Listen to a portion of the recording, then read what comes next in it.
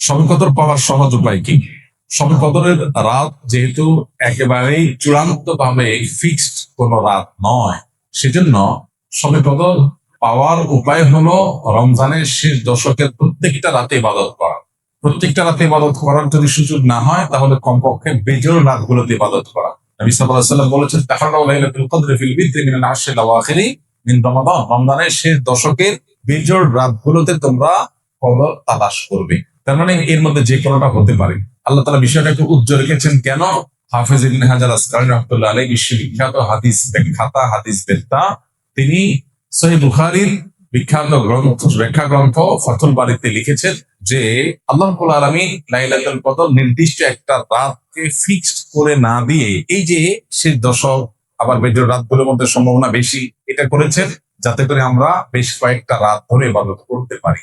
এখন মনে হতে পারে এটা তো আমাদের কষ্ট হচ্ছে, আমাদের জন্য বোঝা হলো, ফিক্সড হলো তো আমাদের জন্য সহজ হয়ে যেত। মরার পর যখন আমলনামা হাতে পাবো, তখন মনে হবে ইস, এই লাইলাতুল কদর আল্লাহ শেষ 10 রাতের মধ্যে রেখেছেন। পুরো রমজান রাখতেন তাহলে 30 রাত ধরে ইবাদত করতে পারতাম, কারণ তখন লাভটা চোখে আসবে এবং দেখা পড়বে। এই জন্য লাইলাতুল কদরের জন্য শেষ সাথে বেশি বেশি ইবাদত করতে হবে। এটা হলো লাইলাতুল কদর পাওয়ার সহজ উপায়। আরেকটা সহজ উপায় আছে, সেটা হলো ইতিকাফ, যেটা এতক্ষণ বললাম। আপনি মসজিদে যদি ইতিকাফ করেন, তাহলে লাইলাতুল কদর পাওয়াটা এমনিতেই সহজ হয়ে যাবে।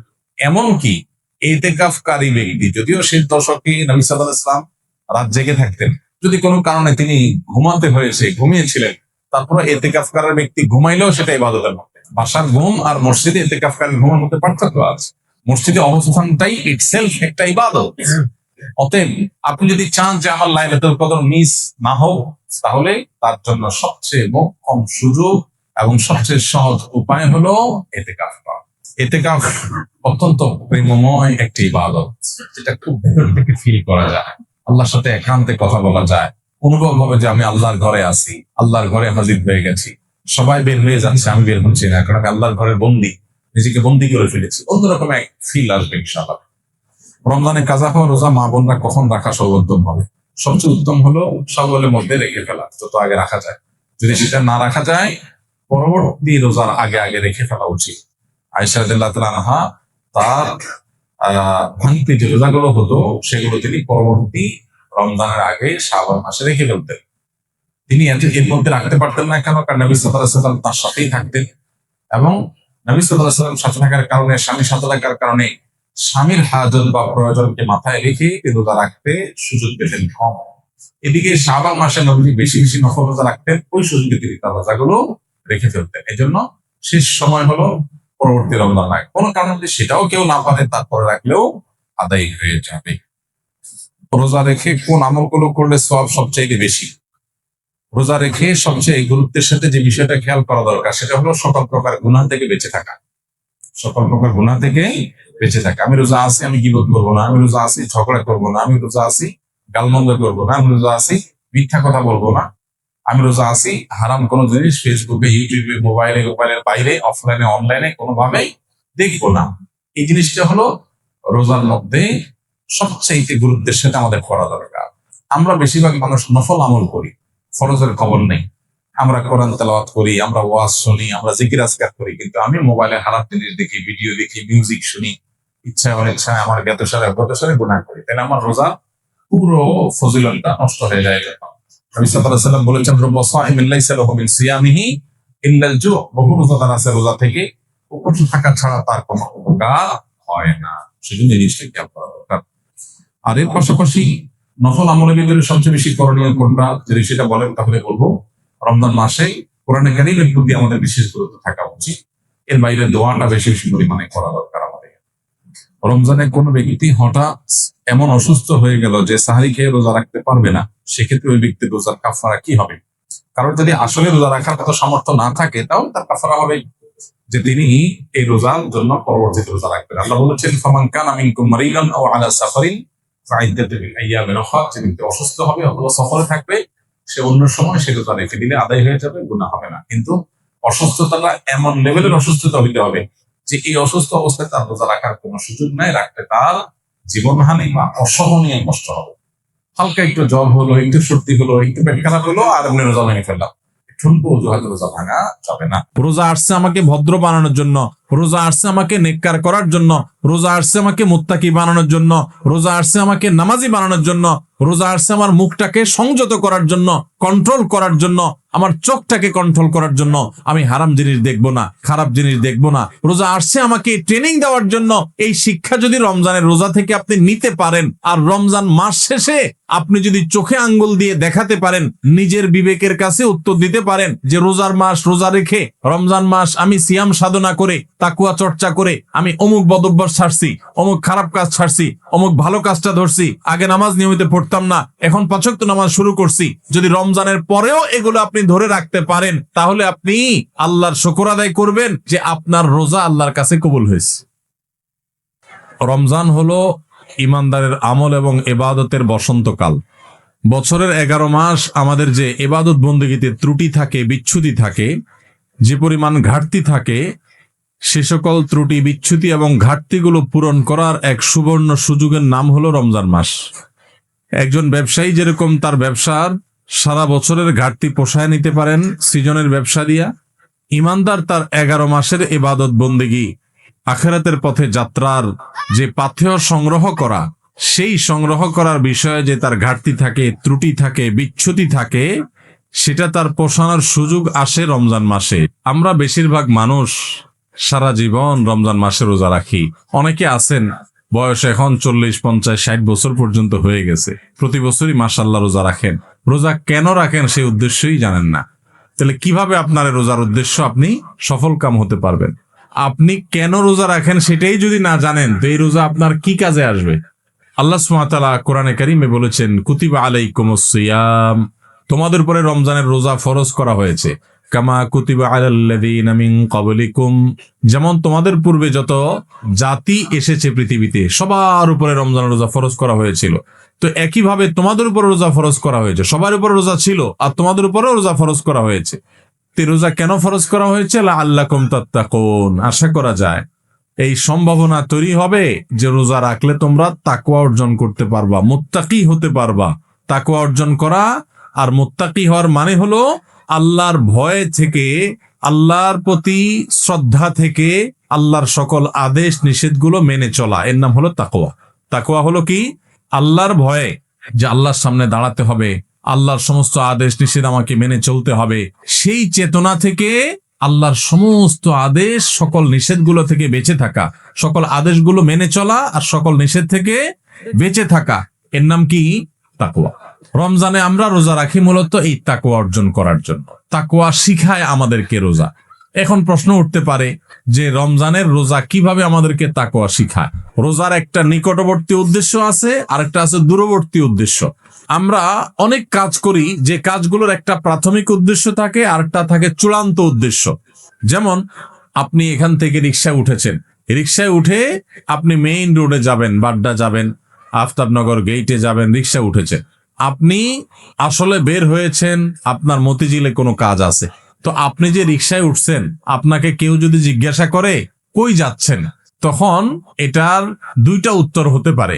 একটা হতে পারে ভাই রিকশায় চড়ছি, রিকশায় করে আফতাবনগর যাব, বা রিকশায় করে বাড্ডা পর্যন্ত যাব। আরেকটা উত্তর হতে পারে ভাই মতিঝিল যাব, কারণ মতিঝিলে আপনি যাবেন, ওইটাই মূল উদ্দেশ্য। তো মতিঝিল গেলেও রিকশায় তো আর মতিঝিল যাবেন না, রিকশায় আপনি মেইন রোড পর্যন্ত যাবেন, এরপরে বাসে সিএনজিতে করে আপনি বা অন্য কোনো কিছুতে করে আপনি মতিঝিল যাবেন। তো এই যে রিকশায় করে আপনি প্রথম একটা জায়গায় যাবেন, এরপরে আরেকটা গাড়িতে করে আপনি আপনার মূল জায়গায় যাবেন। এই মূল জায়গায় যাওয়াটা হলো চূড়ান্ত লক্ষ্য, আসল উদ্দেশ্য, শেষ উদ্দেশ্য। আর প্রাথমিক উদ্দেশ্য হলো ওই যে মেইন রোড পর্যন্ত যাওয়া। ঠিক একইভাবে রমজানের রোজার দুইটা উদ্দেশ্য আছে। কয়টা উদ্দেশ্য আছে? একটা হলো প্রাথমিক উদ্দেশ্য, আরেকটা হলো ফাইনাল উদ্দেশ্য।